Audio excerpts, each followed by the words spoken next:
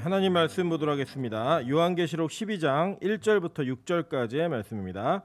요한계시록 12장 1절부터 6절까지의 말씀, 제 성경으로는 신약성경 410페이지에 있습니다.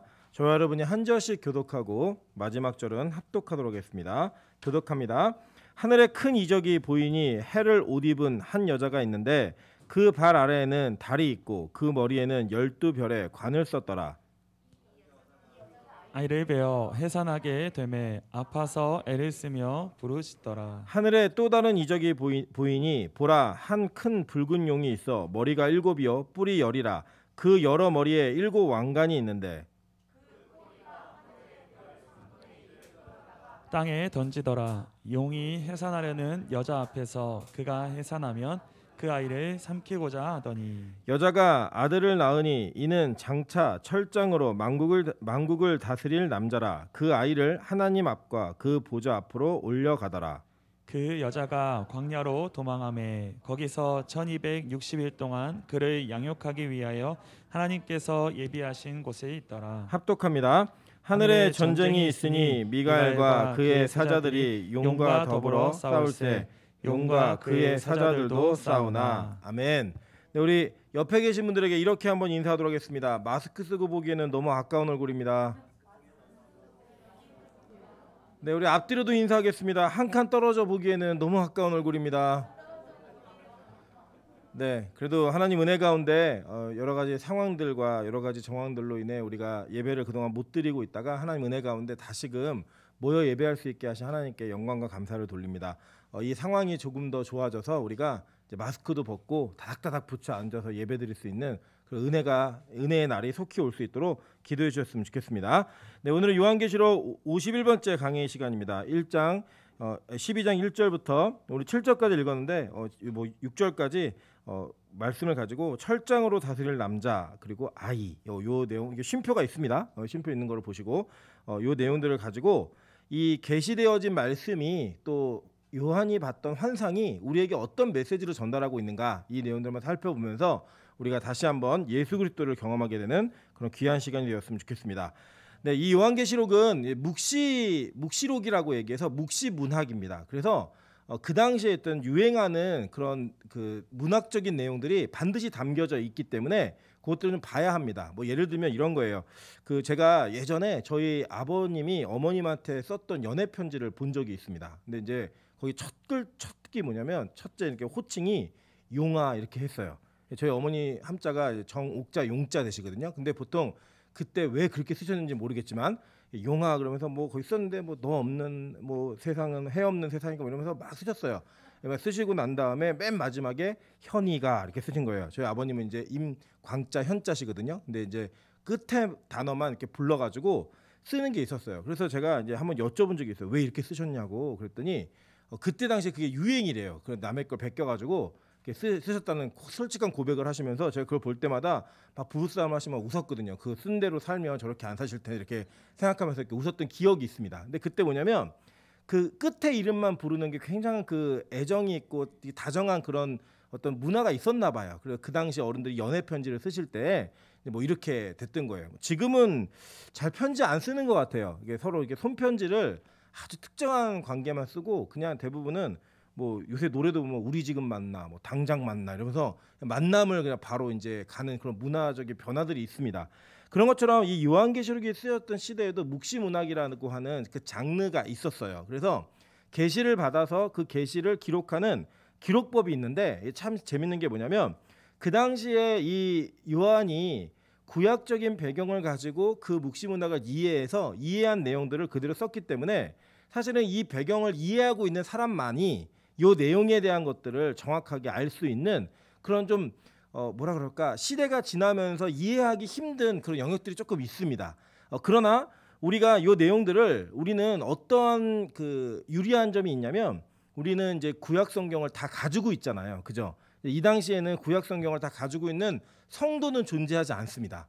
너무 비쌌기 때문에 성경 자체가. 그래서 이 구약에 있는 성경들을 기초로 하여서 이 내용들을 살펴보면 하나님이 이러한 계시를 통하여서 무엇을 말씀하고 싶으셨는가에 대한 내용들을 깨달을 수 있는 단서들이 주어진다라는 거예요. 우리 지난 시간에 이 내용을 살펴보면서 제가 이제 너무 어려워하실까봐 결론을 미리 드렸죠, 그죠? 그래서 이 여자는 뭘 상징한다 그랬죠? 12장에서 여자는 구약의 교회를 상징했고 이 붉은 용은 마귀예요, 그죠? 정확하게 예언이 되어 있는 해석이 있고요. 그리고 이 아들, 그 아이는 누구였죠? 예수 그리스도를 상징한다고 얘기해서 구약 교회의 사명이 뭐였냐면 구약 교회의 사명은요 예수 그리스도의 계보를 이어가서 결국은 그 예수 그리스도 메시아가 이 땅 가운데 오실 때까지의 그 복음을 지켜가는 게 구약 교회의 사명이에요. 그리고 우리 신약 교회의 사명은 뭐예요? 오신 예수를 믿고 바라보면서 다시 오실 예수 그리스도를 기다리는 게 사명이라고요. 그래서 사실은 초림하신 이후에 신약의 성도들에게 무슨 큰 변화가 있는 것 같지만 큰 변화가 있는 게 아니라 구약 성도와 신약 성도의 믿음은 같은 믿음입니다. 무슨 믿음이에요? 예수를 기다리는 믿음이에요. 동일한 믿음이라는 거예요. 그래서 그 예수를 기다리고 있는 그 믿음을 이 복음으로 정리를 하는 내용 속에 이 요한이 계시 묵시문학 속에서 이 12장을 전체 그 요한계시록 전체에서 가장 중요한 복음 전체를 다 다루는 장으로 이어져 가고 있는 것들을 우리가 살펴볼 수 있습니다. 사실은 제가 원래는 성경을 이렇게 강의하거나 가르칠 때 이 성경 전체 구조가 어떻게 되어 있는가를 먼저 설명을 좀 드리거든요. 근데 요한계시록은 그걸 안 했어요. 왜 안 했냐면 사실 이 묵시문학적 그 관계를 이해하지 못하시면 되게 어려워요. 그래서 요거는 제가 다 하고 난 다음에 마지막 시간에 다룰 생각이에요. 이게 어떤 구조였는지. 그래서 정리하는 형태로 갈 겁니다. 그래서 지금은 여러분이 이 12장부터는 복음이 담겨져 있는 거구나 라고 하는 그 내용을 기억하시면서 들어가시면 이 내용들이 좀 이해가 가실 거라고 생각을 합니다. 이 내용들을 기초로 하여서 우리가 지난 시간에는 누구를 살펴봤냐면 해를 옷 입은 한 여자가 누구인가, 달을 발 아래 두었던 여자가 누구인가를 우리가 살펴보았습니다. 그죠? 오늘은 우리가 이 붉은 용에 대한 부분도 시작해서 철장으로 다스릴 남자까지를 살펴보도록 하겠습니다. 먼저 이 붉은 용이라고 하는 이 용은 13절에 19절에 분명한 결론으로 얘기한 게 있어요. 그 내용이 뭐냐면 이겁니다. 큰 용이 내쫓기니 옛뱀 곧 마귀라고도 하고 사탄이라고도 하며 온 천하를 꿰는 자라. 그가 땅으로 내쫓기니 그의 사자들도 그와 함께 내쫓기니라 라고 얘기합니다. 그죠? 그래서 이 용의 정체가 뭐라고요? 옛뱀, 큰 용, 마귀, 그러니까 사탄이라고 불리는 이 존재라고 분명히 얘기하고 있어요. 여러분 가끔 이제 신앙생활 조금 오래 하신 분들은 그 천상 세계에 있었던 전쟁에 대한 얘기를 들었던 기억이 있으실 거예요. 뭐 예를 들면 이런 내용입니다. 하나님께서 이 우주 만물을 창조하시면서 천상 세계에 세 그룹의 천사 무리를 두었다라고 얘기를 해요. 첫째는 이 루시퍼를 천사장으로 한 찬양하는 천사들의 무리를 두었고, 둘째는 이 미가엘을 중심으로 한 그 군대, 그러니까 전쟁을 하는 그걸 두었고, 세 번째는 뭐죠? 네? 모르세요? 루시퍼, 미가엘, 하나는 가브리엘. 그래서 이 복음의 소식, 좋은 소식을 전하는 사자를 두어서 이 세 그룹이 있었는데, 이 세 그룹 중에 한 그룹이 반란을 일으켜가지고 이 하나님께 내쫓겨갖고 이 땅에 내려오게 된 그 루시퍼와 그 무리들이 사탄과 이 그 악한 영들이다라는 얘기를 들어본 적 있으시죠? 예, 그 내용이 어디서 나온 내용이냐면 성경에는 없어요. 어디는 에녹서라고 하는 그 외경이라고 하는 정경에 선택하지 못한 내용에 나온 내용이에요. 그 내용이. 그래서 그 내용을 기초로 해서 이 내용 속에 연관되어지는 내용들이 있어요. 그래서 이 용의 정체는 분명합니다. 그죠? 그래서 성경은요, 여기서 보면은 왜 옛뱀이라고 표현했는가라고 얘기하면 옛뱀은 옛날에 있었던 뱀, 이걸 얘기하는 거예요. 근데 그 옛뱀의 존재는 창세기 3장 1절에 나옵니다. 자, 그런데 뱀은 여호와 하나님이 지으신 들짐승 중에 가장 강교하니라. 뱀이 여자에게 물어 이르되 하나님이 참으로 너희에게 동산 모든 나무의 열매를 먹지 말라 하시더냐라고 얘기해요. 그죠? 자, 여기 보니까 지금 뱀하고 누구하고 대화를 나누기 시작하죠? 여자하고 대화를 나누기 시작한다는 거예요. 그게 이제 딱 오버랩 때도 겹치는 거죠, 지금. 그죠? 뱀하고 여자하고 어떤 불협화음이 있고 분쟁이 있고 다툼의 관계를 계속 성경을 설명하잖아요. 지금 요한계시록 12장에서. 그 내용이 그대로 나온 거예요. 그러니까 이미 사탄은 한번 성공한 적이 있어요. 무슨 성공을 했죠? 여자였던 교회가 타락의 길로 빠져들게 하는 것. 즉 하나님을 대적하고 하나님처럼 되고 싶어서 선악과를 따먹게 하는 일에 성공한 경험이 있어요. 그러니까 그 성공한 경험을 통하여 지금 뭘 계속하겠어요? 우리가 한번 그런 게 있습니다. 왜 사람이 도박에 중독에 빠지죠? 돈을 계속 잃기만 하는 사람은 도박 안 해요. 그죠? 누가 도박을 해요? 한번 따본 경험이 있는 사람. 그죠? 그 사람은 어떤 생각이 있냐면 내가 언제든지 돈을 딸 수 있어 라고 하는 그 경험 때문에 계속 시도를 하는 거예요. 그래서 왜 악한 마귀가 예수를 믿고 있고 견고하게 믿음 안에 서 있는 사람들까지도 공격을 하고 있느냐? 그건 뭐냐면 이미 경험한 적이 있기 때문이에요. 성공을. 그래서 지금 계속하는 거예요. 여러분 마귀에게 진 적 있습니까? 없습니까? 있으시죠? 예, 그러니까 여러분 계속 마귀가 붙는 거예요. 그 우리도 참 재밌는 게 여러분이 우리 모두가 다 마찬가지입니다. 우리 각자는 신앙생활하면서 믿음의 약점이 있어요. 예를 들면 뭐 돈에 약한 사람, 먹는 거에 약한 사람, 이성에게 약한 사람, 명예에 약한 사람, 각자 가지고 있는 핸디캡이 다 있습니다. 그거는요, 즉 뭘 얘기하는 거냐면 악한 마귀에 건드리기만 하면 넘어지는 그 영역이 여러분 안에 있는 거예요. 분명히 그 무엇이든 간에. 그러니까 뭐 누구는 뭐가 약해 그러면서 비난할 필요도 없는 게 여러분 다 있어요. 다. 저도 마찬가지고요. 그래서 그 부분이 악한 마귀 여러분에게도 공격할 수 있는 빌미를 누가 주었다? 내가 준 거예요. 내가. 그래서 우리 인생에는 교회의 역사 속에는 이 악한 마귀의 공격이 끊어지지 않는 겁니다. 성공한 경험이 있기 때문에. 그래서 이 마귀가 지금 뭘 하고 있냐면 붉은 용이라고 이제 표현을 했는데, 자 보세요. 이사야 1장 18절에 보면 여호와께서 말씀하시되 오라 우리가 서로 변론하자. 너희의 죄가 주홍 같을지라도 눈과 같이 희어질 것이요 진홍같이 붉을지라도 양털같이 희게 되리라 라고 얘기하면서 죄가 주홍 같을지라도 진홍같이 붉을지라도 라고 얘기하면서 죄의 속성을 얘기할 때 붉은 것을 이야기했어요. 그리고 동시에 여러분 잘 보세요. 이 붉음이라는 표현은, 그리고 이 피라고 하는 이 연계되어지는 이미지는 우리의 죄속함에 반드시 필요한 내용이었죠. 그죠? 그러니까 이 악한 마귀는 본성적으로 이 붉음이라고 하는 죄와 연관성이 있는 이미지를 가지고 있고, 동시에 뭐가 있냐면 예수 그리스도를 표현할 때 그 예수를 어떤 식으로 표현하냐면 그 예수님이 붉은 옷을 입었다 뭐 이런 얘기들을 많이 해요. 선혈, 뭐 어린 양의 피 이런 얘기 많이 하잖아요. 즉 그 유사하게 예수 그리스도 흉내내는 그런 이미지가 있다라는 거예요. 아주 중복적인 의미죠. 중의적인 의미로서 이 두 가지를 다 포함하고 있는 겁니다. 자, 그러니까 뭐냐면 보통은 이 악한 마귀가요, 여러분 예를 들어서 영화에서 나오는 것처럼 여러분이 막 기도하는데 막 피를 흘리면서 나타나가지고 너 잡아먹는다, 뭐 무슨 휴지 줄까, 막 이런 얘기하면 여러분 그거 싸우는 거 어렵겠어요, 쉽겠어요? 무섭지만 그 정체를 발견하는 건 되게 쉬워요. 그죠? 악한 마귀. 근데 여러분 악한 마귀는 어떻게 생겼는지 아세요? 거울 보시면 돼요. 거울. 악한 마귀는 너무나 광명한 천사 같은 그런 모습으로 우리에게 다가오고 유혹하는 거예요. 그래서 여러분 보세요.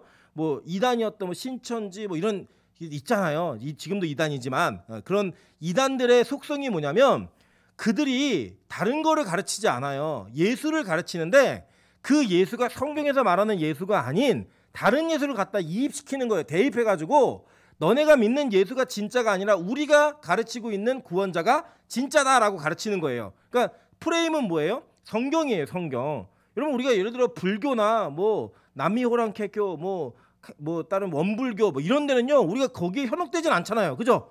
이런 막 불교의 그런 예배드리는 모습을 보면서 야 저기서 예배드릴 때 이런 마음이 있으세요?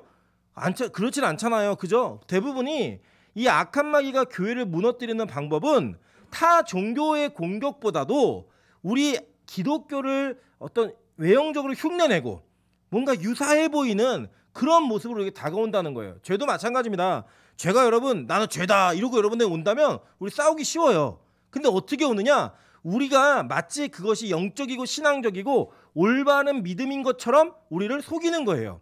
그래서 뭐 대표적인 게 뭐예요? 이 성경 시대에도 지금도 율법주의가 있잖아요. 율법주의. 이 율법주의가 여러분 믿음을 완전히 배격하는 모습처럼 여러분 드러났으면요 절대로 거기 현혹되지 않아요. 근데 마치 그것이 뭐인 것처럼 믿음인 것처럼 얘기한다는 거예요. 그래서 결국에는 우리의 신앙이 무너지고 우리가 유혹당하는 것은 이 붉은 용의 유혹이에요. 붉은 용의 유혹. 유사해 보이는 거죠. 마치 붉은 피를 흘렸던 어린 양의 모습처럼 붉은 형체를 띠고 그 죄가 우리에게 다가온다라는 걸 이 요한은 예언을 통해 그 묵시를 통해 우리에게 예언해주고 있는 거예요. 자, 그래서 성경에는요 이 뱀, 용, 마귀 이런 개념을 계속 연속적으로 사용을 하는 것을 보게 됩니다. 자, 보실게요. 이사야 27장 1절에도 이렇게 나옵니다. 그날에 여호와께서 그의 견고하고 크고 강한 칼로 날렘 뱀 리워야단 곧 꼬불꼬불한 뱀 리워야단을 벌하시며 바다에 있는 용을 죽이시리라 라고 얘기해요. 그죠? 그러니까 옛뱀 큰 용 마귀라고 얘기하고 바다에서 나오는 바다로부터 올라오는 짐승 이런 걸 얘기할 때 요한이 뜬금없이 뚝 얘기한 게 아니라 어디에 나와 있는 예언을 통해 구약에 나와 있는 예언을 통해 계속 말하고 있다는 거예요. 자, 이거 굉장히 사족이긴 하지만 아주 재밌는 에피소드가 있는데 저희 그 신학교 2학년 때 친구들이랑 같이 성경 시험을 보는 시간이 있었어요. 근데 성경 시험의 문제가 뭐냐면 이사야서에 나오는 뱀의 이름을 써라. 이게 성경 시험 문제였어요. 근데 제 친구가 뭐라 썼냐? 아나콘다라고 쓴 거예요. 그래갖고 교수님이 굉장히 자괴감을 느끼면서 한국교회 미래를 걱정했던 그런 기억이 있습니다. 아나콘다 아니에요. 리워야다는 그 뱀의 이름이에요. 이게 이 뱀에 이게 꼬여 있다 뭐 이런 뜻이에요. 이런 뜻인데 어쨌든 이런 내용들로 성경은 일관성 있게 뱀의 이미지를 죽음, 사망 그리고 악한 마귀의 존재로 표현을 하고 있다는 거예요. 근데 여러분 잘 보세요. 우리 나중에 또 배우시겠지만 이 뱀과 악한 사망과 이런 어떤 심판의 결과를 하나님은 이것을 이용해서 구원을 하시는 거예요. 그래서 여러분 뭐가 있냐면 잘 보세요. 모세 출애굽기에 뱀을 던질 때 지팡이를 던질 때 뱀이 되잖아요. 그리고 이제 얀네와 얀브레가 같이 지팡이 던져서 뱀이 되잖아요. 근데 모세 아론의 지팡이의 뱀이 얀네 얀브레의 뱀을 먹죠. 그죠? 그 먹음으로 말미암아 뭐가 됐냐면 사망이 사망을 삼킴으로 생명이 되고 구원이 된다라고 하는 사실을 이미 성경은 예언해 놓고 있어요. 그리고 장대에 매다는 게 뭐였어요? 노뱀이었잖아요. 그죠? 그 사망으로 말미암아 우리를 구원하신다라고 하는 이 개념이 있는 거예요. 그래서 이 성경에서 나타나고 있는 이미지는 그리고 성경에서 말하고 있는 반복적인 내용들은요. 신약에 어떤 일이 일어날 것인지 그리고 예수 그리스도의 사역이 무엇인지를 계속 우리에게 설명하고 있는 내용이라는 것을 여러분 꼭 기억하셔야 됩니다. 그래야 이 성경 보기가 쉬워지는 거예요. 근데 보세요. 시편 74편 13절부터 14절에도 이 뱀에 대한 얘기가 나오죠. 주께서 주의 능력으로 바다를 나누시고 물 가운데 용들의 머리를 깨뜨리셨으며 리워야단의 머리를 부수시고 그것을 사막에 사는 자의 음식물로 주셨으며 라고 얘기해요. 그죠? 그러니까 이 뱀의 머리를 박살낸다. 이거는 창세기 3장 15절에 나오는 원시복음이죠. 그죠? 여자의 우선이 뱀의 우선의 머리를 박살낼 것이다. 이게 성경에 계속 예언이 되어 있는 거예요. 그러니까 여러분 우리 아시는 바와 같이 요한계시록은 하나님의 의도 속에 이미 완성되어진 그림, 출발이에요. 이게 그 출발로부터 거꾸로 시간이 흘러가지고 뭐 벤자민 버튼의 시간은 거꾸로 오른다 뭐 그것처럼 거꾸로 시간이 흘러서 창세기가 이 요한계시록을 향해 달려가기 위해 출발하는 거예요. 그래서 창세기에 나와 있는 이미지, 거기에 예언되어진 성경 말씀들이 다 역사 속에 성취되고 있는 거를 보여주는 거죠. 그래서 여러분 이게 마치 뭐 세대주의자들이 얘기하는 것처럼 앞으로 일어나지 않을 일들을 예언하는 비서 이런 게 아니에요. 이미 벌어진 일들과 이미 하나님의 예언 속에 하나님의 말씀 속에 선포되어진 일들이 온전히 이루어지고 있는 걸 설명하고 있는 거지 안 일어난 일들을 얘기하는 게 아니라고요. 나중에 또 살펴보시겠지만 자 그러면서 이 얘기합니다. 계시록 13장 1절에도 이 얘기가 또 나와요. 또 내가 보니 바다에서 한 짐승이 나오는데 뿔이 10이요 머리가 7이라 그 뿔에는 10 왕관이 있고 그 머리에는 신성 모독하는 이름들이 있더라 라고 얘기해요. 그러니까 뱀들이 무슨 일을 하는지를 보여주고 있는 거예요. 지금 그 뱀들의 역할이 무엇인지. 그리고 실제로 보시면요 계시록 17장 3절부터 4절에도 이 옛뱀 큰 용 마귀에 대한 해설을 계속해 줍니다. 한번 볼게요. 곧 성령으로 나를 데리고 광야로 가니라. 내가 보니 여자가 붉은빛 짐승을 탔는데 그 짐승의 몸에 하나님을 모독하는 이름들이 가득하고 7 머리와 10 뿔이 있으며 그 여자는 자줏빛과 붉은빛 옷을 입고 금과 보석과 진주로 꾸미고 손에 금잔을 가졌는데 가증한 물건과 그의 음행에 더러운 것들이 가득하더라 라고 얘기해요. 자, 그러니까 이 여자는 어떤 여자일까요? 여기 12장에 나오는 여자가 같은 여자예요? 다른 여자예요? 다른 여자죠. 그죠? 이거 뭘 상징하는 걸까요? 타락한 교회. 타락한 교회가 어떤 교회인지를 보여주고 있는 거예요. 그러니까 이미 성경에 이런 내용들이 다 예언되어 있다는 거죠. 이걸 주석을 하고 있어요. 성경 자체가 해설해 주는데 계시록 17장 7절부터 12절입니다. 잘 보세요. 천사가 이르되 왜 놀랍게 여기느냐 내가 여자와 그가 탄 7 머리와 10 뿔을 가진 짐승의 비밀을 내게 이르리라. 그러니까 내가 이제부터 알려줄게 비밀을 라고 얘기하는 거예요. 내가 본 짐승은 전에 있었다가 지금은 없으나 장차 무적행으로부터 올라와 멸망으로 들어갈 자니 땅에 사는 자들로서 창세 이후로 그 이름이 생명책에 기록되지 못한 자들이 이전에 있었다가 지금은 없으나 장차 나올 짐승을 보고 놀랍게 여기리라. 지혜 있는 뜻이 여기 있으니 그 7 머리는 여자가 앉은 7 산이요 또 7 왕이라. 다섯은 망하였고 하나는 있고 다른 하나는 아직 이르지 아니하였으나 이르면 반드시 잠시 동안 머무르리라. 전에 있었다가 지금 없어진 짐승은 8째 왕이니 7 중에 속한 자라. 그가 멸망으로 들어가리라. 내가 보던 10뿔은 10왕이니 아직 나라를 얻지 못하였으나 다만 짐승과 더불어 임금처럼 한동안 권세를 받으리라 라고 얘기하면서 지금 이 내용들의 어떤 해석인지를 해석해주고 있는 거예요. 잘 보세요. 이런 해석들이요 실제로 이 구약에서도 분명히 있었어요. 그러니까 근거 없이 얘기하는 게 아니라고요. 자 보실게요. 에레미야 51장 25절에 이렇게 얘기합니다. 여호와의 말씀이니라. 온 세계를 멸하는 멸망의 산아 보라 라고 얘기해요.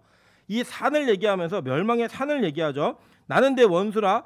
나의 손을 내 위에 펴서 너를 바위에서 굴리고 너로 불탄 산이 되게 할 것이니 라고 얘기했습니다. 그러니까 산을 어떻게 표현했냐면 하나님을 대적하고 있는 어떠한 존재 이런 것들을 이해하면서 표현하고 있죠. 그죠? 그리고 심판받을 대상으로서 표현을 하고 마찬가지예요. 다니엘서 7장 17절에도 이렇게 얘기합니다. 그 내 큰 짐승은 세상에 일어날 내 왕이라 라고 얘기하면서 짐승을 나라라고 표현하고 있어요. 그죠? 이것들에 대한 어떤 그 모티브를 가지고 지금 이 계시록에 예언하고 있는 짐승이 어떤 존재인지 설명을 하는 건데 참 재밌는 게 뭐냐면요. 지금 제가 간지에 그 지도를 하나 실어드렸어요. 이 지도가 뭔지 모르시겠죠? 모르시는 게 당연합니다. 이게 뭐냐면 로마에 있는 7 언덕을 표현하는 지도예요. 이 자체가. 여기 보면 테베레 강이라고 강이 있잖아요. 이 강을 중심으로 해갖고 쭉 내려올 때 로마 도시가 생겼는데 이 도시에 있었던 7 부족과 나라가 같이 연합함으로 말미암아 어떤 일들을 행하게 됐냐면 이 연합을 통하여서 이 로마라는 도시가 연합체로서 성장하기 시작했어요. 그래서 이 나라를 얘기할 때 뭐라고 얘기하냐면 7 언덕의 나라. 그래서 여러분 지금도 뭐 로마 7 언덕 이렇게 인터넷 검색하시면 똑같은 그림이 뜹니다. 여기 보시면 어디가 중심이냐면 가운데 부분에 있는 그 파라티노 언덕 보이시죠?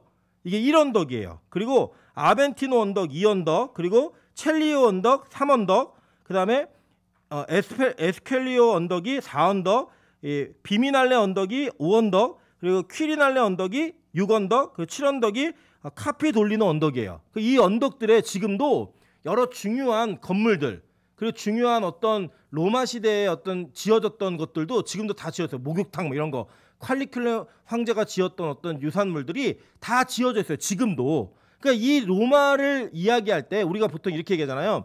야, 사대문 아니 진짜 서울이지 뭐 이런 얘기 많이 하시잖아요. 그러니까 사대문이면 동대문, 남대문 이거 다 있잖아요. 그런 내용을 중심으로 얘기하는 것처럼 사대문 안에 살아 나 이렇게 얘기할 때 나 진짜 서울 토박이야 이런 이미지가 있는 것처럼 7 언덕이라고 얘기하면 그건 뭐였냐면 로마를 얘기하는 거였어요. 그러니까 지금 이 시대가 어떤 시대냐면요. 시대를 기억하셔야 돼요.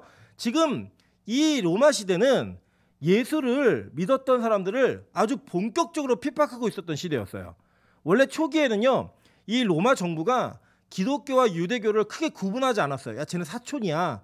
쟤네 그냥 원래 유대교를 인정해주고 있었으니까 더 이상 건드리지 마라고 얘기했는데 이게 AD 70년에 이 예루살렘이 무너질 때 로마의 병사들이 와가지고 전쟁을 하는데 그 전쟁 속에서 예루살렘을 무너뜨리기 전에 기독교인들이 다 대거 탈출을 해요. 왜 탈출을 했냐면 그 기독교 교회의 지도자가 이 성이 무너질 거기 때문에 우리가 나가야 된다라고 해서 다 나갔어요. 그러면서 이 유대교하고 기독교가 완전한 분리를 경험하게 됐고 로마 정부가 그때부터 얘네는 유대교하고는 저 다른 종교이구나라는 인식을 하기 시작합니다. 그러고 났는데 이제 이 종교가 모이면 기도하고 흩어지면 전도를 하는 거예요. 점점점 막 세력이 늘어가는데 잘못된 소문들. 여러분 성찬식을 할 때 우리가 뭐라고 얘기하죠? 이거 예수의 피고 살이다 이렇게 얘기하니까 식인이다. 이 식인 종교다. 이런 오해들부터 시작해서 예수가 우리의 왕이다라고 얘기하니까 이 민감한 정치적 문제, 군사 경제적으로 접근을 해가지고 이 반란의 세력이구나라고 하는 이런 오해들로 인해서 실제로 이 로마가 기독교를 핍박하기 시작했고요. 아주 하이라이트는 뭐냐면 네로가 로마에다가 불을 질러요. 왜 불을 지르냐면 시를 쓰고 싶다고 그 장면을 보면서 시를 쓰겠다고 불을 질러버리고 여론이 너무 안 좋으니까 기독교인들이 불 질렀다고 이렇게 혐오의 대상을 만들어버렸어요.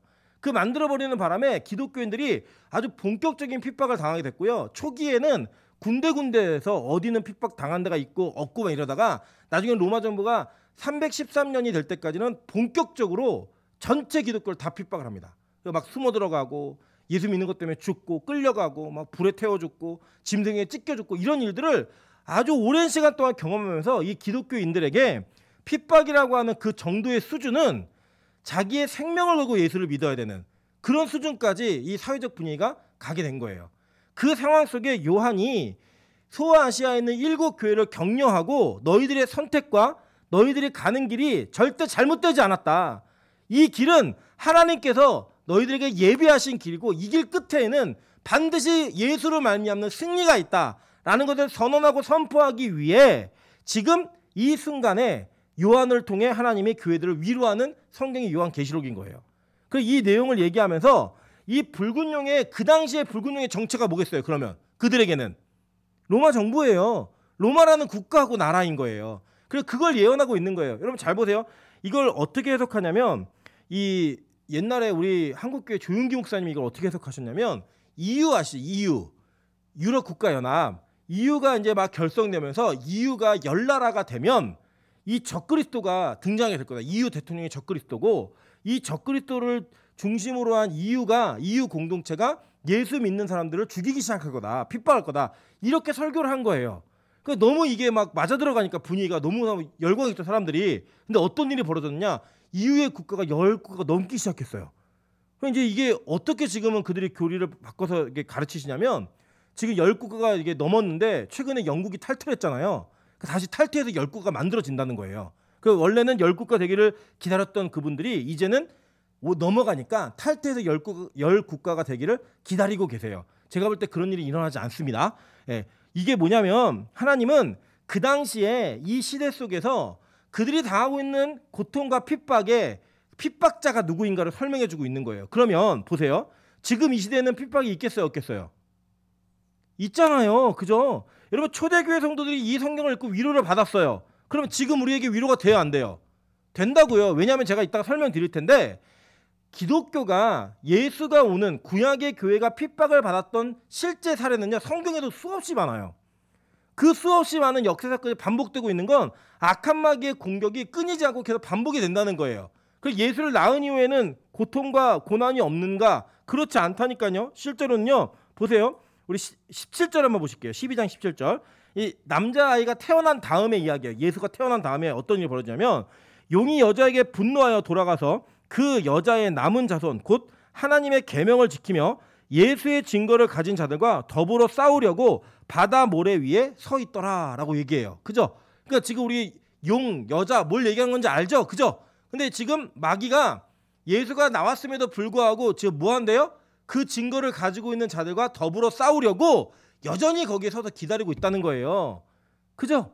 그 내용이 지금 성경에 그대로 예언되어져 있고 이 예언은 반드시 우리 시대에도 실현이 되는 거예요.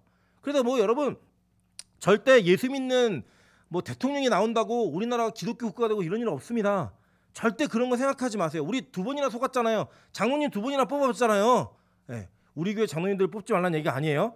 혹시 나오시면 뽑으셔도 돼요. 근데 우리나라에 아무 이유 없이 그냥 장로 대통령이 나오면 마치 복음화가 될 거라는 기대를 가지고 투표 많이 해보셨잖아요. 그런 일은 없어요, 여러분. 실제로 아브라함 카이퍼라고 하는 그 화란 네덜란드에 그 아주 유명한 총리가 계세요. 거기는 이제 총리제 책임제 국가이기 때문에. 근데 이 총리가 누구냐면 목사 출신이에요. 이분이 되게 우리 칼빈주의 안에서는요 유능한 신학자예요. 저도 그분 책을 많이 읽었는데 이 아브라함 카이퍼가 목사님으로서 사역을 하다가 이 나라를 바꿔야겠다라는 마음으로 목회를 그만두고 정치에 뛰어들었어요. 그래서 진짜 총리가 됐어요. 그러고 난 다음에 그 내각 구성을 할 때 다 예수 믿는 사람들 세웠고요. 다 목사 출신도 세웠다고요. 그런데 어떤 일이 벌어졌는지 아세요? 네덜란드 역사상 가장 많은 포르노가 제작되었던 시대가 그 아브라함 카이퍼가 통치하던 시대예요. 여러분 그게 예수 믿는 사람들이 뭘 한다고 해서 그게 대단한 일이 벌어지지 않아요. 그걸 가지고 선택의 여지를 갖고 뭐 예수 믿는 사람만 뽑고 이런 건 사실 큰 의미 없어요. 다만 우리가 할 수 있는 일이 뭐냐면 내가 서 있는 자리에서 내가 있는 위치에서 하나님의 말씀과 복음이 온전히 세워지기를 최선을 다해 노력하는 거예요. 안 될지라도 핍박이 올지라도 그게 안 일어날 수 있다니까요. 여러분이 열심히 직장에서 복음을 전하고 뭐 하는데 오히려 여러분 조롱당하고 비아냥거리고 그게 능력이 없어서가 아니에요. 성경이 예언해 놨어요. 악한 마귀의 공격은 끊어지지 않을 거고 여러분 계속 그렇게 사는 거예요. 그런데 그 끝에 뭐가 있다고요? 이 예수 그리스도를 말미암는 역전의 승리가 있다는 걸 믿으며 사는 거라고요. 기독교는 실제적 본질이 그거예요. 어떤 이들에게는 그런 변화가 나타나는 일들이 벌어질 수 있어요. 그럼 여러분 변화가 나타난 분들만 예수를 믿는 거예요? 아니잖아요. 그건 아니고요. 하나님이 그 사람에게 그 사명을 맡기셔도 그냥 선택하신 거예요. 하나님께 그 사람을 선택함으로 말미암아 이루기를 원하시는 거예요. 뭐 예를 들면 이런 겁니다, 여러분. 기드온의 300용사, 그 300용사를 선택할 때 하나님이 뭐 물을 이렇게 떠먹는 사람, 뭐 무릎 꿇고 먹는 사람 다 이게 구분하셔갖고 했잖아요. 행위 때문에 구분한 게 아니라요. 하나님의 목적은 그냥 300명 만드는 게 목적이에요. 택한 300명. 내가 택한 300명이 누구인가.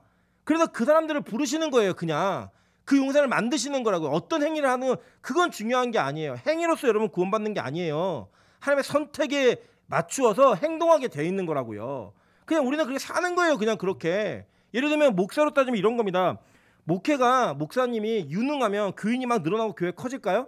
저는 그렇지 않을 수도 있다고 생각해요. 제가 가끔 읽어보면 와 정말 이건 복음적이고 너무 잘 쓴 책이다라고 얘기하는데 그 목사님네 교회는 너무 조그매요. 영향도 별로 없어요. 오히려 막 큰 대형교회 누구라고 말씀 안 드리지만 읽어보면 이게 진짜 복음인가라고 느껴지는 저게 설교야? 막 이렇게 느껴지는 그런 설교들도 많아요. 그런데 하나님이 각자에게 맡긴 역할이 있기 때문에 그 역할을 감당하게 하시는 거라고요. 그래서 여러분 막 예수 믿어서 뭐 잘 되고 큰 영향을 끼치고 뭐 어마어마한 변화를 일으키고 이런 거 생각하지 마세요. 그냥 우리는요 악한 마귀가 우리를 핍박하는 그 핍박 속에서 예수를 놓치지 않고 지켜가는 것. 이 구약의 성도들은 뭐 했다고요? 첫 번째 오실 예수를 기다렸던 거고 우리는 뭐라고요? 다시 오실 예수를 그 상황에서 기다리는 거예요. 그게 우리의 삶이라고요. 그래서 실제로 보세요. 이 성경에 보면요. 이 아이를 삼키려고 얘기했다라고 얘기해요. 그 보면은 4절에 보시면 그 꼬리가 하늘의 별 3분의 1을 끌어다가 땅에 던지더라. 용이 해산하려는 여자 앞에서 그가 해산하면 그 아이를 삼키고자 하더니라고 얘기해요. 자, 그러니까 보세요. 아까 얘기했던 뭐 그 머리 짐승 얘기했었고, 그죠? 그리고 산 얘기했었잖아요. 이런 것들을 쭉 종합해 보면 뭘 얘기하고 있는 거냐면 이 예수 그리스도를 믿는 자들과 예수를 기다리는 자들을 핍박하는 거는 세상에 힘 있는 권세자들인 거예요. 그 권세자들이 어느 정도 힘이 있냐? 꼬리가 하늘의 별 3분의 1을 끌어다가 끌어내릴 수 있는 힘이 있다는 거예요. 우리 그 보통 얘기하잖아요. 뭐 사랑하면 나 별도 따라줄게. 뭐 얘기하면서 뭐 하늘의 별도 떨어뜨리는 나는 새도 떨어뜨리는 힘이 있다. 이렇게 얘기하는 것과 같은 표현이에요. 이런 게 하늘의 별들의 3분의 1을 끌어다가 땅에 던질 수 있는 힘이 있는 그 존재가 이 아이를 해산하려는 여자 앞에 기다리고 있는 거예요. 이유가 뭐예요? 예수가 태어나지 못하게 하려고. 그 예언이 지금 그대로 이루어졌던 것들을 보는 거예요. 실제로 성경에는요. 이 아이를 삼키려 했던 시도가 여러 군데 기록되어 있습니다. 제가 대표적인 것만 설명을 드릴게요. 창세기 4장 8절입니다. 가인이 그의 아우 아벨에게 말하고 그들이 들에 있을 때 가인이 그의 아우 아벨을 쳐 죽이니라 라고 얘기했어요. 자, 여러분 잘 보세요. 지금 이 가인과 아벨의 예배가 하나님께서 어떤 예배를 받으셨고 어떤 안 받으셨잖아요. 근데 왜 그 기준이 뭐였어요? 분리 기준이 뭐였냐면 믿음으로 예배를 드렸는가 안 드렸는가예요. 여러분 뭐 여러 가지 논쟁을 하지만 아무 의미 없고 성경 히브리서 11장에 분명히 얘기했어요. 믿음으로 아벨은 가인보다 더 나은 제사를 드렸다고. 근데 그 믿음이 뭐였냐? 히브리서는요. 다른 걸 얘기하지 않아요. 히브리서에서 말하는 믿음은 예수 그리스도, 즉 초림하신 그 예수 그리스도를 믿는 믿음이 있느냐 없느냐. 너는 예수가 누군지 알아? 이 예수를 믿어야 돼 라고 가르치는 성경이에요. 전체가. 그러니까 히브리서에 말하는 믿음은 뭐냐? 예수를 믿는 믿음이라고요. 즉 이 아벨은 어떤 마음으로 예배를 드린 거예요? 예수를 믿는 기다리는 마음으로 예배를 드렸어요. 근데 어떤 일이 벌어져요? 이 예배를 드렸다는 이유로 누구에게 맞아 죽죠? 자기의 형, 예배를 실패한 자에게 맞아 죽는 거예요. 그 맞아 죽는 것이 끝나는 것 같잖아요. 근데 하나님이 이 아벨 대신에 누굴 주시죠? 셋을 주심으로 이 복음을 이어가시는 거예요.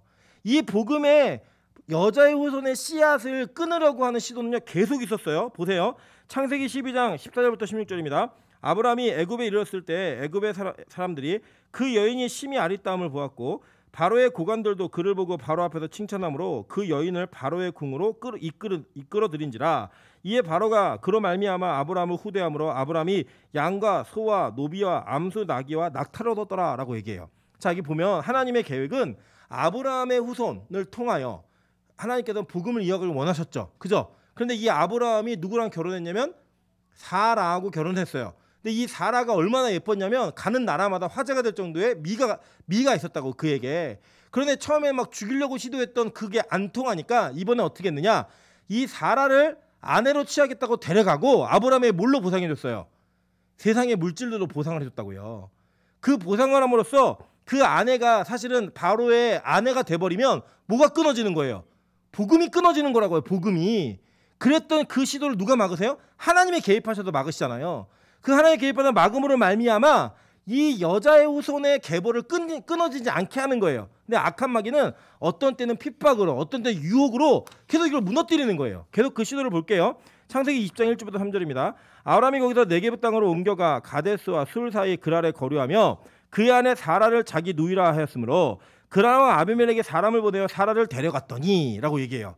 그죠? 그러니까 지금 이 계보가 이어지지 않게 하기 위해서 악한 마귀는 계속 누굴 빼가는 거예요? 여자를 빼가는 거예요. 왜요? 여자의 후손을 통해 복음이 이어지니까 그 후손을 계속 빼가는 거예요. 그죠? 그 뒤에 뭐라고 얘기해요? 하나님이 얘기할 때 아비멜렉에 나타나셔가지고 그는 남편이 있는 여자임이라 라고 얘기해요. 자, 구약에서 남편은 뭘 상징한다고 그랬어요? 예수 그리스도 상징한다고 그랬잖아요. 그죠? 남편이 있는 여자야 건들지 마 라고 하는 그 하나님의 절대적 개입을 통하여서 지금 이 사건을 다 막아주시는 거예요. 근데 우리는 이런 걸 보통 읽으면 어떻게 해석하냐면 내가 실수해서 위기가 닥쳐도 하나님 날 건져줄 거다. 그게 아니라 지금 이 내용은 본질적으로 복음을 지켜가신 하나님이에요. 복음을 지켜가신 하나님. 복음에 관련되어진 일들 가운데 악한 마귀의 그 여자의 후손을 끊어버리는 계략을 이어갔던 하나님의 영광과 그 하나님의 권위와 능력을 계속 얘기해주고 있는 거예요. 자, 계속 볼게요. 창세기 38장 11절 보시면요. 누구에게 나면 유다와 다말의 이야기가 나와요.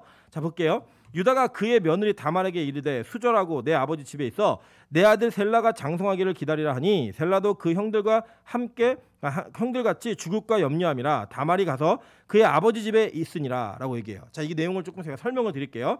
유다가 요셉을 판 이후에 자책감이 들었는지 형들들과 떨어져 가지고 혼자서 가나안 지방으로 내려갑니다. 그래서 거기에서 가나안 여자하고 결혼을 해요. 그 결혼한 다음에 아들 셋을 낳았어요. 셋을 낳는데 그 첫 번째 아들이었던 엘에게 다말이라고 하는 아내가 생겼어요. 근데 이 엘이 얼마나 악했는지 그의 악행을 바라면 죽여버리셨어요.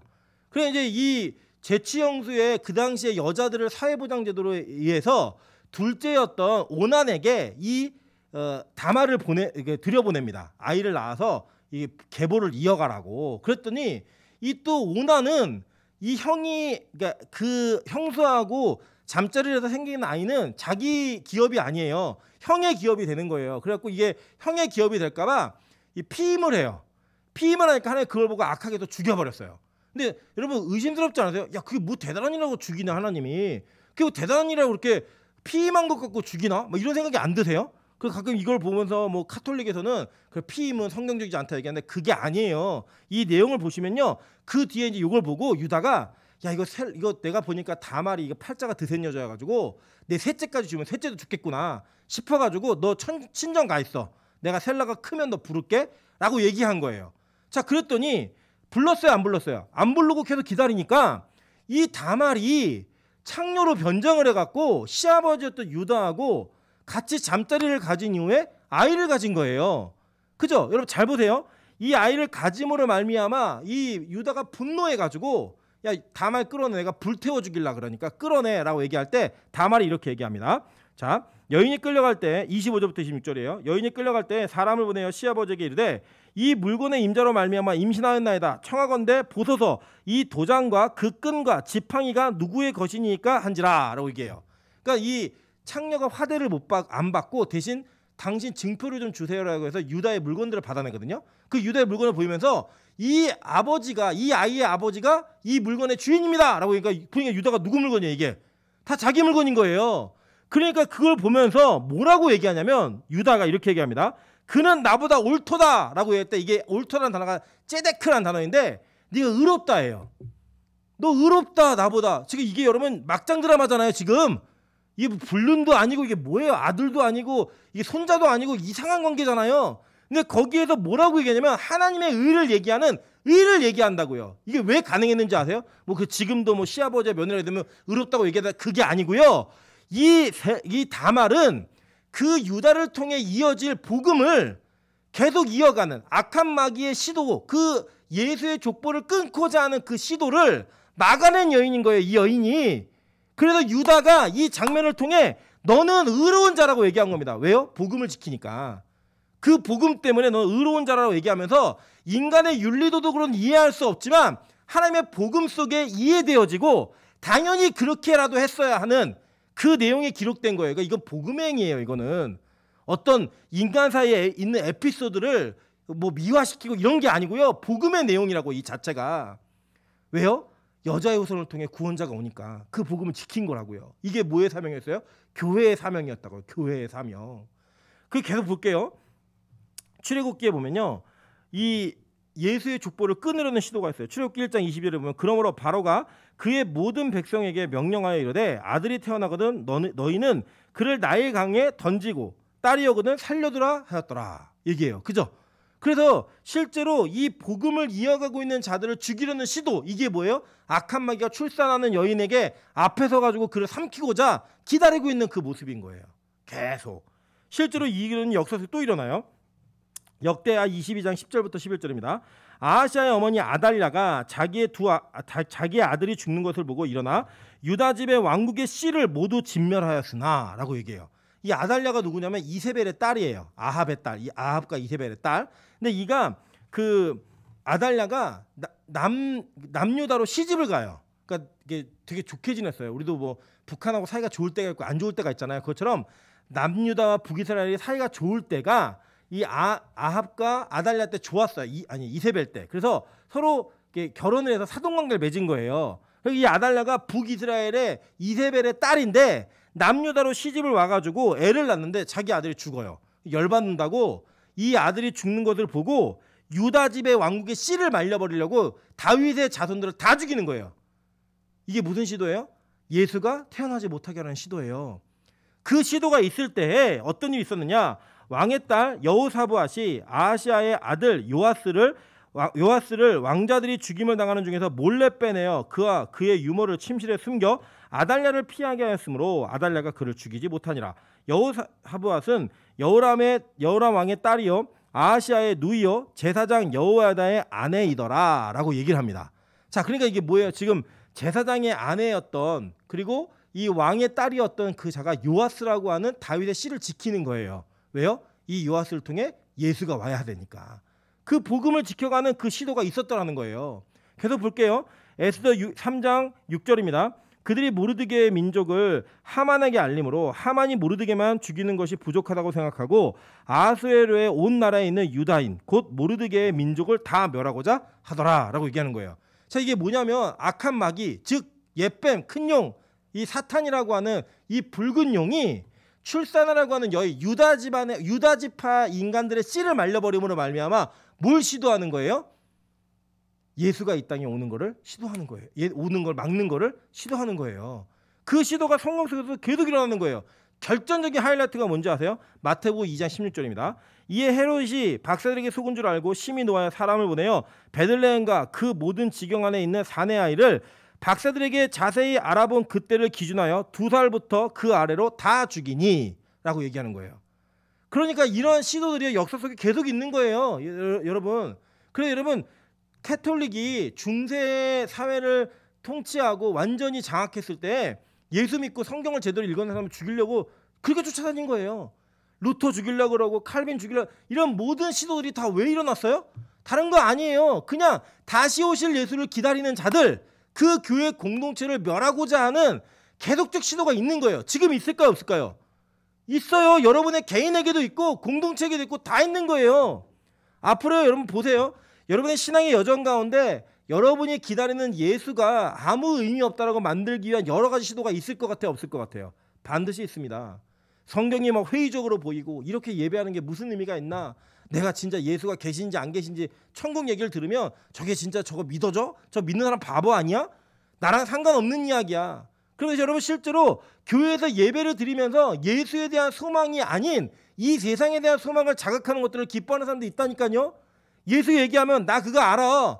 많이 들었어. 그 죽음과 부활을 얘기하면 그건 부활절에나 해. 주일날 평소에는 위로해주고 축복해주고 잘 될 거야 이런 얘기를 해주는 게 교회지 라고 얘기하는 정서적인 안정감과 여러분의 심적 위로를 위해 교회 다니는 분들 되게 많아요.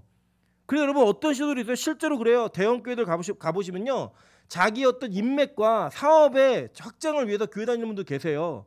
그래서 뭐 우리 뭐 얘기 많이 하시잖아요. 뭐 보통 보면요, 헌금을 내는데 자기 사업체 이름을 써내요. 가나안 정육점. 왜 써내요? 가나안 정육점에 무슨 헌금을 해요? 그게 아니라 개인의 헌금을 해야죠. 근데 헌금의 명칭에 자기 이름이 아닌 사업체 이름을 써요. 그래서 홍보하는 거예요. 홍보. 수많은 교인들에게. 마찬가지죠. 정치적인 이유로. 그 앞으로요, 뭐 보통 선거철이 되면 뭐가 있냐면 막 그 국회의원들이 와가지고 주일날 예배 한번, 우리 교회는 뭐 얼마 안 되니까 안 오시겠지만 와가지고 예배 한번 참석하게 해달라, 광고 시간에 한번 자기 소개해달라, 이런 요청 되게 많이 받습니다. 대형교회 있으면. 절대 안 됩니다. 그거는 올바른 일이 아니에요. 교회는요, 예수 그리스도를 온전히 전하고 다시 오실 예수를 기다리게 하는 소망을 끊어지지 않게 만드는 게 진짜 교회 사명이라고요. 그거를 공격한다니까. 마귀는 다른 거 공격하는 거 아니에요. 예수라는 이름, 그 예수라고 하는 다시 오실 재림 주를 기다리지 못하게 하고 그 소망을 사라지게 하는 게 악한 마귀의 목적이라고요. 그래서 여러분, 교회는요, 반드시 예수에 대한 온전한 선포와 그 예수 그리스도를 온전히 믿는 믿음으로 똘똘 뭉쳐져 있는 공동체여야 합니다. 우리의 최고의 권위와 우리가 최고로 지켜야 되는 가치가 예수 그리스도임을 잊지 않아야 된다는 거예요. 여러분, 이들의 모든 행위가 우리가 볼 때는 말도 안 되는 행위인데 그 행위가 인정받았던 이유가 뭐예요? 그들은 복음을 지켰던, 복음을 지키기 위한 몸부림을 친 거예요. 하나님의 특별한 은혜로 말미암아. 저는 그 특별한 은혜가 이 교회와 여러분에게 있기를 간절히 소망합니다. 여러분, 그래서 우리가 뭐 예를 들어 매일 예배를 드린다, 하나님 앞에 열심히 충성하고 봉사하고 어떤 특정한 목표와 목적을 가지고 헌신하는 일들이 있다 라는 계시, 하나님의 특별한 은혜 가운데 있는 계시 은총, 특별 계시는 아니에요. 그 특별히 끝났으니까. 그런 은혜가 여러분에게 임하잖아요, 이 교회에. 그리고 원하시는 요구가 있다고요. 그러면 여러분, 그거를 헌신하는 건 뭐냐면요, 복음을 지켜가는 자들의 모습인 거예요.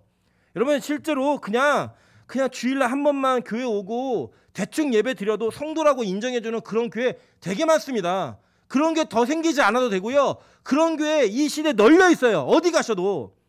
진짜 여러분, 수요 예배 금요철에만 나가도요, 뭐 예수님 대접받는 그런 교회들 많아요. 그런 교회 편하면 거기 가세요. 빛과 소금은요, 그 정도에 머무르지 않을 겁니다. 우리는 이 시대의 복음을 지키고 이 나라의 복음을 지키고 이 시대의 예배를 지키는 그런 교회로 갈 거예요. 하나님 그렇게 부르시기를 제가 간절히 소망하고 있습니다. 왠지 아세요? 저는 그냥 우리 교회가 복음 앞에 온전히 서서 마지막 주님 오시는 그날에 모두가 다 하나님의 그 재림을, 예수 그리스도의 재림을 기뻐하고 축하하고 축복하면서 한 마음과 한 뜻으로 천국에 입성하는 모습을 꼭 보고 싶어요. 진짜 보고 싶어요. 그 모습을 위해 우리가 몸부림 치는 거예요. 다른 거 아니고요. 그것 때문에 우리가 몸부림을 치는 거예요. 저는 우리 교회가 그러한 모습으로 하나님 앞에 온전히 서기를 간절히 소망하고 있습니다. 여러분, 우리가 뭐 기도해야 되는지 아세요? 교회를 위한 기도하실 때 다른 거 아닙니다. 하나님, 이 교회가 복음을 지키는 교회가 될 수 있게 도와주십시오. 이 교회가 예수를 지키는 교회가 될 수 있게 도와주십시오. 이걸 기도하는 거예요.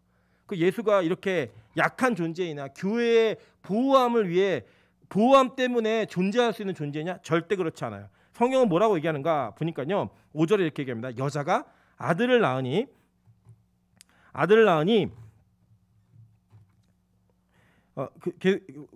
잠깐만요. 네, 5절이에요. 한번 읽어보세요. 시작. 5절 시작. 여자가 아들을 낳으니 이는 장차 철장으로 만국을 다스릴 남자라. 자, 여기 보니까 뭐라고 했냐면 장차 철장으로 만국을 다스릴 남자라라고 얘기했어요. 그죠? 근데 이게 여러분 지난 시간에 배우셨죠? 시편 2편에 뭐가 있었죠? 너는 내 아들이라 오늘날 내가 너를 낳았도다 라고 하는 그 왕이 즉위에 선포되었던 시편 2편이 있었죠. 그 2편에 나와 있는 내용이에요. 이 내용이. 그래서 철장으로 장차 뭘 한대요? 만국을 다스릴 남자다라고 얘기하는 거예요. 그러니까 그 예수가 연약함의 모습으로 우리에게 왔어요. 헤롯을 피해 도망 다니죠. 그러니까. 그런데 그 남자가 어떻게 되는 거야? 나중에는 철장, 새 지팡이에요. 새 지팡이로 만국을 다스리고 통치하는 왕이 된다는 거예요. 그 왕의 모습으로 오신다는 거예요. 그리고 이거는 구약의 성도들이 아직 못 봤어요. 우리도 아직 못 봤다고요. 우리가 기다리는 왕이 이분이에요. 그런데 여기 보면은 희한하게 자꾸 아이라고 표현을 해요. 그죠? 근데 이 아이라는 헬라어가 테크논이라는 단어인데 아주 어린 아기를 얘기하는 거예요. 은호 같은 그런 아이. 오늘 은호가 왔어요. 은호 같은 그런 아주 어린 아이를 얘기하는 거예요. 근데 왜 그렇게 예수님을 표현하고 있는가? 자, 보니까요. 자, 보세요. 사도행전 13장 12절 32절부터 34절입니다. 우리도 조상들에게 주신 약속을 너희에게 전파하노니 곧 하나님이 예수를 일으키사 우리 자녀들에게 이 약속을 이루게 하셨다 함이라. 시편 둘째 편에 기록된 바와 같이 너는 내 아들이라 오늘 너를 낳았다 하셨고 또 하나님께서 죽은 자 가운데서 그를 일으키사 다시 썩음을 당하지 않게 하실 것을 가르쳐 이르시되 내가 다윗의 거룩하고 미쁜 은사를 너희에게 주리라 하셨으며 라고 얘기하죠. 그러니까 여기서 지금 이 장면을 보면은 이 아들을 낳은 아들이 하나님과 그 앞에 보좌로 올라갔다라고 얘기하는 표현이에요. 이게 이 성취가 뭐냐면 예수님의 죽으심과 부활하심, 승천하심을 다 얘기하고 있는 거예요. 그리고 여러분이 왜 자꾸 아이라고 표현하는가? 이 장면에 아주 큰 힌트가 있습니다. 마태복음 18장 1절부터 3절입니다. 그때 제자들이 예수께 나와 이르되 천국에서는 누가 크니이까? 예수께서 한 어린아이를 불러 그들 가운데 세우시고 이르시되 진실로 너희에게 이르노니 너희가 돌이켜 어린 아이들과 같이 되지 아니하면 결탄코 천국에 들어가지 못하리라. 그러므로 누구든지 이 어린 아이와 같이 자기를 낮추는 사람이 천국에서 큰 자니라 라고 얘기해요. 여러분 왕정시대에 나라에서 제일 큰 자가 누구예요? 왕이잖아요. 그죠? 뭐 의심의 여지가 있어요. 왕정시대의 나라에서 제일 큰 사람이 누구냐면 왕이에요. 그런데 이 천국을 바실레이아, 그러니까 왕국으로 표현하거든요. 성경에서.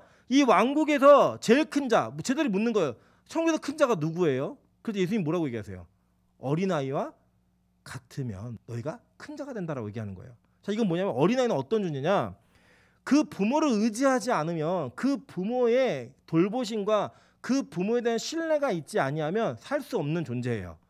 예수님이 이 땅에서 그렇게 사신 거예요. 누구처럼? 어린아이처럼. 예수님이 항상 이 땅에 오셔서 본체로는 하나님과 동질된 삼위일체이시지만 예수님께서 항상 누구를 의지하셨어요? 하나님을 의지하셨다고요. 그래서 기도했고 하나님께 간구했고 도와달라고 하나님을 철저하게 신뢰하는 말로 그가 기도를 했으며 예수가 사역을 할 때 아버지의 뜻만을 행한다라고 얘기했어요. 그게 어린아이라고요. 그 정도 어린아이는 아주 어린아이인 거예요. 제가 말씀드렸잖아요. 저희 아들 첫째가 5살이 됐는데 이 5살짜리가 일찍 자라니까 나는 언제까지 아빠 말을 들어야 되냐고. 그래 얘기를 해요. 진짜로. 그 아이가 자아가 생기면서 생기는 건 뭐냐면 자기의 독립적인 아버지 없이도 엄마 없이도 내 마음대로 하고 싶다는 거예요. 그러니까 더 어린아이는 누구예요? 지금 오늘 은호가 왔는데 우리 사모님하고 잠깐 앞에서 얘기하다 예배 전에 얘기하는데 애기가 뒤집기를 시작했어요. 뒤집기를 시작하면은 여러분 어른들 되게 좋아해요. 막 좋아해갖고 또 뒤집어봐 그러면 다시 뒤집으면 또 뒤집어놓고 또 뒤집어놓고 또 해봐 애가 나는 짜증을 내요. 근데 여러분 뒤집기가 시작하잖아요. 그러면 이제는 이 아이는 부모의 의지가 아닌 자기의 의지로 할 수 있는 행동 하나가 생긴 거예요. 그리고 그때부터 뭐를 신경 써야 되는지 아세요? 이제는 부모가 화장실도 마음대로 못 가요. 애를 함부로 들지 못해요. 왜냐? 얘가 언제 뒤집을지 모르거든요. 부모의 통제를 벗어나기 시작하는 거예요. 그러니까 이 테크논이라는 단어는 그 이전에 더 어린아이를 얘기하는 거예요.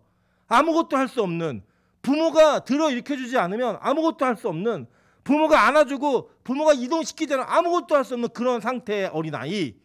그런 상태가 바로 예수님이 이 땅을 사셨던 상태라고요. 그리고 우리 보고 요구하시는 거예요. 너희들이 어린아이와 같지 아니하면 천국에 들어갈 수 없다라고 얘기하는 거예요.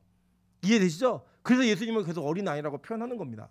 장차 그분은 왕으로 남자로 오실 분이지만 우리에게 보여주신 이 땅에서의 예수의 공생애의 모습, 예수의 전체 생애의 모든 모습은 어린아이와 같은 모습이었다고요. 저는 교회가, 성도가 이런 모습이어야 된다고 생각해요. 우리가 우리의 의지와 내 인본과 내 결정으로 신앙을 갖고 하나님을 섬기는 거 아니에요. 우리는 온전히 하나님을 의지하며 하나님의 통치와 그분의 명령을 따라가는 거예요. 그게 뭐예요? 말씀에 붙들린 삶. 저는 그 찬양 되게 좋아요. 말씀이여 날 이기소서. 하나님의 말씀이 우리를 이겨야 되는 거예요. 내가 죽어야지만 그 말씀이 이루어질 수 있고 그 말씀의 통치가 내 안에 실현이 되어지는 거예요. 교회는 그걸 기대하는 겁니다. 교회는 그걸 바라보면서 예수를 기다리는 거예요. 이게 어렵잖아요. 이게 가능한 건 딱 하나예요. 여러분 죽으면 돼요. 내 자아가 죽으면 된다고요. 그걸 뭐라고 얘기하냐? 자기 부인이라고 얘기하는 거예요. 그 자기 부인의 온전한 상태가 이루어지는 것을 위해 여러분 끊임없이 자기를 죽이는 싸움을 하는 게 이 땅에서의 교회의 싸움인 거예요. 이 땅에서 악한 마귀가 우리를 넘어뜨리려 하고 교회를 삼키려 할 때 교회가 존재할 수 있는 방법은 딱 그거 하나인 거예요. 그들과 막 미심이다 이렇게 싸우는 거 그게 아니고요. 하나님 예배하라 할 때 예배하고, 기도하라 할 때 기도하고, 전도하라 할 때 전도하고, 헌신하라 할 때 헌신하고, 이 준비되어진 상태, 이 자기의 의지가 없는 하나님을 철저히 의뢰하는 어린아이와 같은 그 상태, 그 예수님의 보이신 모습을 따라 여러분 걸어가시다가 마지막 주님 다시 오시는 그날 천국문에 입성할 수 있는 저 여러분 되기를 주님의 이름으로 축원합니다. 이 같이 한번 찬양으로 기도하겠습니다. 이 교회의 아이들의 울음소리가 계속 넘칠 수 있게 해달라고 기도해 주셨으면 좋겠습니다. 우리 그 봉헌 내용들 확인하시고요. 혹시 착오가 있으신 분들은 재정부와 상의하시면 되겠습니다. 제가 헌금 기도하고 축도를 마치도록 하겠습니다. 기도하겠습니다. 하나님 감사합니다. 11조로 감사헌금으로, 물질 전도로, 구제로, 건축으로, 선교로, 주일헌금으로 주님 앞에 예물을 드린 손길들이 있음을 기억하여 주시옵소서. 하나님, 이 이름이 하나님의 것을 하나님의 것이라고 인정한 그 이름의 고백이 되어서 하나님 이들의 이름이 생명책에 기록되어지는 은혜를 하나님 우리에게 허락하시고 이 고백으로 말미암아 하나님의 교회가 온전히 서가고 하나님께서 섬기고자 하는 영혼들을 우리 교회를 통해 일하실 수 있는 그런 능력 있는 교회 될 수 있도록 축복하여 주시옵소서. 이제는 우리 주 예수 그리스도의 은혜와 무한하신 하나님의 사랑하심과 성령의 감화 교통하시고 내주 충만하신 은혜가 다시 오실 그 예수를 기다리는 복음을 지키고 기다리기로 소망하고 작정하는 이 자리에 모인 모든 교회의 머리 위에 그리고 여자들의 후손으로서 이 믿음을 지켜가기를 소망하고 다짐하는 영혼들 머리 위에 가정 위에 그리고 집에서 예배하고 있는 모든 자들의 머리 위에 이제부터 영원토록 함께 있을지어다. 아멘.